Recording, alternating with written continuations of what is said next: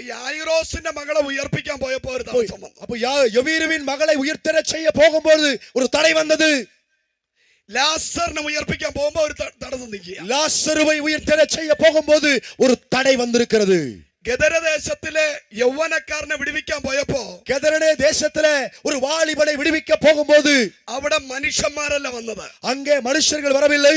കാറ്റ് പ്രതികൂലമായി വന്നു. அங்கே புயல் காற்று போராட்டமாய் வந்தது. സമുദ്രത്തിലെ തിരമാല പോരാട്ടമായി വന്നു. கடலில் அலைகள் போராட்டமாய் வந்தது. ഹല്ലേലൂയ. ஹல்லேலூயா. നീ പോകുന്ന യാത്രയിൽ തടസ്സങ്ങളുണ്ടെങ്കിൽ, நீங்கள் போகிறதான யாத்திரையில் பிரயாணத்தில் தடைகள் வருகிறது என்றால் ആ യാത്രയിൽ ഒരു സക്സസ് മറഞ്ഞിരിപ്പുണ്ട്. அந்த யாத்திரையிலே ஒரு வெற்றி மறைந்திருக்கிறது.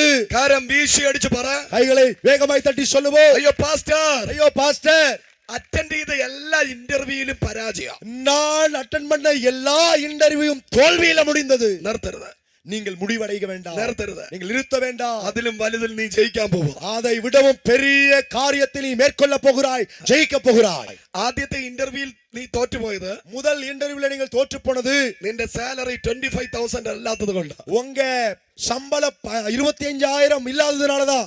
ഹല്ലേലൂയ. ஹல்லேலூயா. 25,000 അല്ലാത്തത് കൊണ്ടാണ്. 25,000 25,000 ரூபாய் இல்லாததுனாலதான். ഹല്ലേലൂയ. ஹல்லேலூயா. അതല്ല നിന്റെ സാലറി. அது உங்களுடையதான சேலரி அல்ல. അടുത്ത ഇന്റർവ്യൂവിൽ തോറ്റുപോയത്, அடுத்த இன்டர்வியூல தோற்று போனதற்குரிய காரணம், ദൈവം നിനക്ക് തരാനിരിക്കുന്നത് 50,000 അല്ല. தேவன் உங்களுக்கு தர இருப்பது 50,000 ரூபாய் அல்ல. മൂന്നാമത്തെ ഇന്റർവ്യൂവിൽ നീ തോറ്റുപോയത്, மூன்றாவது இன்டர்வியூல நீங்கள் தோற்று போனது, നിന്റെ സാലറി 75,000 അല്ല. உங்க சேலரி சம்பளம் அது 75,000 ரூபாய் அல்ல.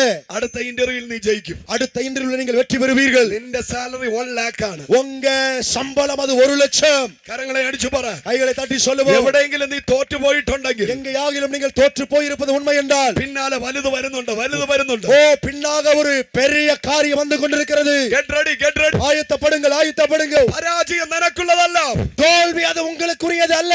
ജയം ஜெயம் നീ ജയിക്കും. நீங்கள் ஜெயிப்பீர்கள். ഹല്ലേലൂയ. ஹல்லேலூயா. ഒരു നീറ്റ് എക്സാമിൽ നീ തോറ്റുപോയെന്ന് പറഞ്ഞ് നിർത്തരുത്. ஒரு நீட் எக்ஸாம்ல நீங்கள் தோற்று போனீர்கள் என்று சொல்லி அதோடு கூட நீங்கள் நிறுத்திவிட வேண்டாம். നീ തോറ്റുപോയി എങ്കിൽ, நீங்கள் தோற்று போனீர்கள் என்றால், നിന്റെ ദൈവത്തിന്റെ പ്ലാൻ എഞ്ചിനീയർ അല്ല, உங்க தேவனுடைய பிளான் நீங்கள் என்ஜினியர் ஆகும்படியாக அல்ல. MBBS നീ പാസ് ആയിരിക്കും. நீங்கள் MBBS இல் பாஸ் ஆகி இருப்பீர்கள். കരങ്ങളെ ശക്തിയോടെ അടിച്ചു പറ, கரங்களை நல்ல வேகமாய் தட்டி சொல்லுவோம். എന്താണോ നിന്റെ അംബിഷൻ, உங்களுடையதான நோக்கம் என்ன? നിന്നെ ഡെസ്റ്റിനിയിൽ എത്തിക്കുന്ന ഒരു വ്യക്തിയുണ്ട്. உங்களை லட்சியத்தில் கொண்டு சேர்க்கிற ஒரு தேவன் இருக்கிறார். അവന്റെ പേര്, அவர் பேர் നസ്രേനായ യേശു. நசரேயனாகிய இயேசு.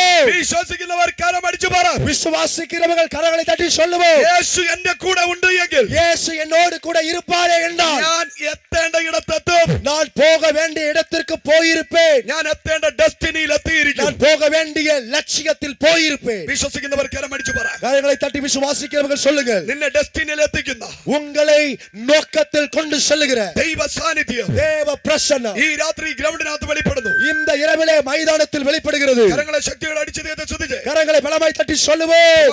come on. எஸ், கரங்களை தட்டி கர்த்தரை துதிப்போம். ദൈവ സാന്നിധ്യം ഇറങ്ങി വരുന്നു. தேவ பிரசன்னம் இறங்கி வருகிறது. ദൈവ സാന്നിധ്യം ഇറങ്ങി വരുന്നു. தேவ பிரசன்னம் இறங்கி வருகிறது. ഹല്ലേലൂയ. ஹல்லேலூயா.